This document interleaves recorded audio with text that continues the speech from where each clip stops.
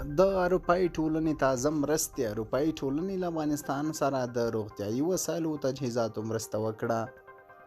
سلامونه مو هرکلی کوم.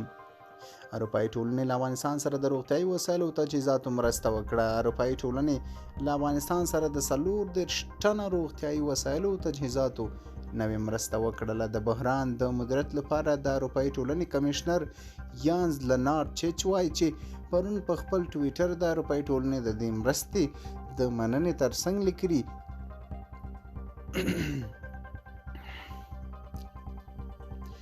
د بحران د مدیریت لپاره د اروپایي ټولنې کمشنر یانز لچانچ پرون په خپل ټویټر د اروپایي ټولنې د دې مرستې د مننې ترڅنګ لیکلي د بشري مرستو دغه بسته پرون دوشنبه په بریا افغانستان ته ورسېده.